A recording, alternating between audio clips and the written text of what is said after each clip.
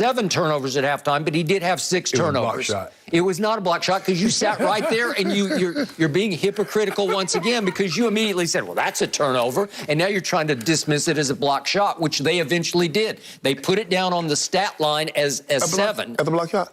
Well, maybe you called him and said, take it off. I thought Rich Paul called to the scores table. There you go. You said he was at the Dodger game. Well, he must have been on his phone calling the official score saying, I think that wasn't really a turnover. I think we need to delete that one from the box score, which they did at halftime. They went from 7 back to 6. Okay, whatever. But 7 turnovers is a lot in a half for LeBron James. So now they're trying to stop the bleeding, so to speak, you know, stem the tide of turnovers. It's a plague. It's a contagion of turnovers, and they did. They were a little bit better. What did they have for the whole night? They 15, had 15 to 11 for Sacramento. They can probably live with 15. I don't think they can live with 20. Right, and that's what they had the other night. They probably want to need to have like 10 or 11. Okay. So then the other bright spots from, and by the way, I need to address this point that you made. You're calling him DJ. We're talking about DeAndre Jordan. You realize that it appears that your new Lakers starting center, and I think they're going to be more comfortable with him at the 5 and AD at the whatever, you know, wherever he wants to play. He kind of plays 3 or 4, whichever. And I want to remind you, your new starting center was a Brooklyn Nets discard. You realize they just said no. He dropped completely out of the rotation by the end of the year last year. In the playoffs, he was a DNP just about every night. And now he's your starting center. Doesn't that scare you? No, because guess what? The starting power forward for the Brooklyn Nets was a cast-off of the Nuggets. Paul Millsap. One of the backups, LaMarcus Aldridge, was a cast-off. Well, do you think Blake Griffin was a cast-off. Paul Millsap's going to start. You know, I don't think Blake Griffin was a cast-off. Yes, he was. No, he wasn't. What was he? They said, nah, we good. They said, we're going to buy you out there. We're going to pay you your salary to get up out of here. But he got bought out. DJ just got whacked, you know, like we're done. They bought him out. Sorry, we're done with you. They bought him out. We can't see it. Well, again, he's a discard, okay? Would you rather have DeAndre Jordan right now or Blake Griffin? Help DeAndre Jordan. Stop it. DeAndre Jordan. You know in your heart of hearts. Skip, for the Lakers? I'm taking DJ. In general. I'm talking about in a vacuum. I want DJ. You do not want DJ. I don't use vacuum. I use Swiffers. Do you? Well, this vacuum says that I'm going to sweep up your argument. Of course you are. And I'm going to dump it in the dumpster where it belongs. We got something for you, the Nets. We got something for you. Just do what you're supposed to do. We'll see you in June. All right. So I also got to give you one more kudo before we go on to what's wrong with your team. Howard, in his rebirth and his sort of third career or whatever we're on now, I love him. I love his wild hair because he's the equivalent of a baseball closer who comes in who's like a wacky closer that you're afraid of because you're not sure whether he's going to throw it between your eyes or down the middle, right? And Dwight comes in and just wreaks havoc. He played 13 minutes, and look what he was. He was a plus 12 because every time he comes in, good things start happening. He blocks a shot.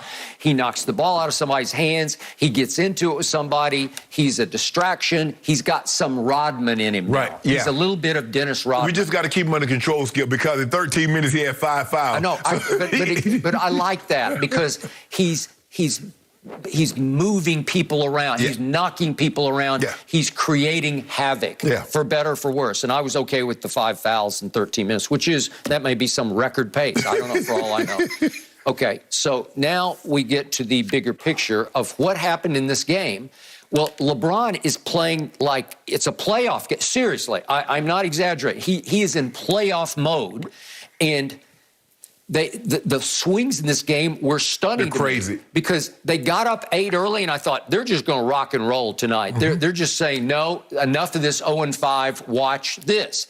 And then all of a sudden, I look up, and Sacramento has gone on a blitz, and they're up 14. And then the Lakers reassert themselves in the third quarter, and then here comes Sacramento, the late third quarter, and they take back over the game. And then I think LeBron told Frankie V, I'm in. No, I'm not done for the night. Give me a little run in the fourth quarter. So can we see what LeBron then did to start the fourth quarter? He just makes a 3, and this is like a will shot where he just says, I got this. And as he ripped that one. Yeah, you see that? You see that one when he got on that one leg like he's that? mean mugging. He's mean mugging going up the court. He's giving him the glare. Yeah. Like, we're coming for you. We are coming for you. You're coming for him? Yep. LeBron, this is the final preseason game at Sacramento. It has come to this? Well, it has come to this. No, Skip. You said it was a dress rehearsal. We getting ready for the season. Okay. So this is how we're going to do the season. He was trying to undress Sacramento as in we're going to take you guys apart right here, right now. But Allah remembers that when he left the game, they were ahead. Yeah, well, barely. But why did he leave the game? I think Frankie V saw what was happening. Could we see his final turnover, please? Frankie V is just like, that's it, LeBron, that's enough. He had just committed an offensive foul, and then whoops. Lost it off his foot. Okay, that's the second time in the game where he just lost the basketball. Yeah, he lost his handle. Okay, so he had only 3 turnovers. One was the offensive foul. Right. But at that point, Frankie V said, okay, I don't want to see this go into chaos again. LeBron, you're trying to do too much, and you've done enough for tonight. You are out. So he pulls him, and Sacramento says, okay, we got this. And they just slowly pull away, and they win by 4? Yep, 116 to 112. So are you sure that you saw enough on the defensive end? Because you mentioned... No, I didn't say that. That's what I'm saying. Okay, I got it, because I don't see them playing near the level of intensity on defense that I saw certainly last year, even 2 years ago. I saw better intensity on the defensive end. Right. Are you sure? That was, like I said, Skip, I said offensively, I'm fine with what happened. Yeah, I would like to see AD shoot a better percentage from the floor, but I'm not overly concerned about him from the floor.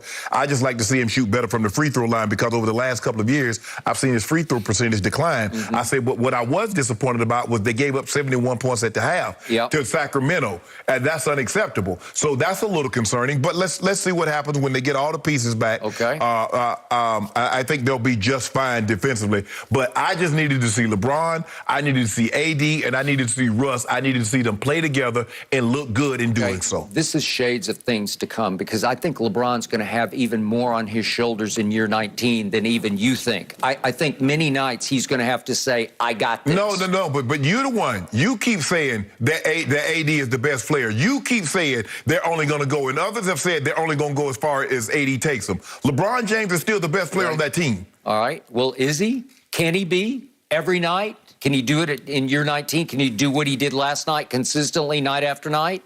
He can do it more nights than not. Okay, and let's conclude with this. We're going to get deeper into this later in the show, but there's a highly respected website called 538 that has a playoff model, I'm sorry, not a playoff model, a projection model that predicts the NBA regular season. Where will teams finish? And the model is highly respected, called Raptor. And the website says the model does not like this version of the LA team. It predicts that it will finish 9th in the regular season, 9th. Can I get some due? Which would make it a play-in team. And the reasons being, Raptor views LeBron James and Anthony Davis as the only net positive players on the roster during the regular season.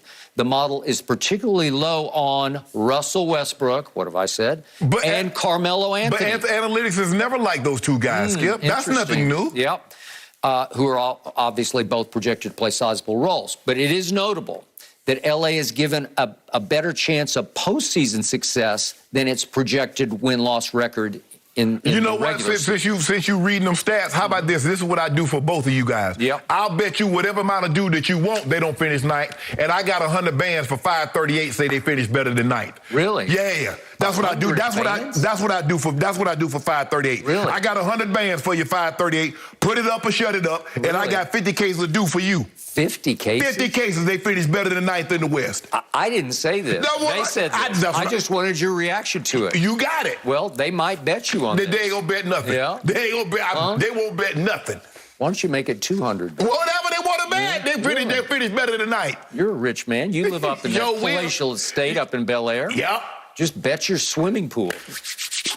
Better pick up me 100 bands. This car, okay. About to move up the purchase. Give this man a call today. I'm about to move up the purchase of my new car. Really? I was gonna wait until December. I mean January. But since they're about to bet this, I go in and pick it out right now because I know the money coming. 538 sends your your routing number, please? yes. And we got 50 cases of due on that. We have no. I was just reading. I'm not saying they're going to finish ninth. Why you ready? They might finish fourth. No, dude. Yeah. You want some due on that too? Well, I told you. What have I told you about Russell Westbrook? There's no way that the quote-unquote king in his 19th year can overcome this guy. Watch.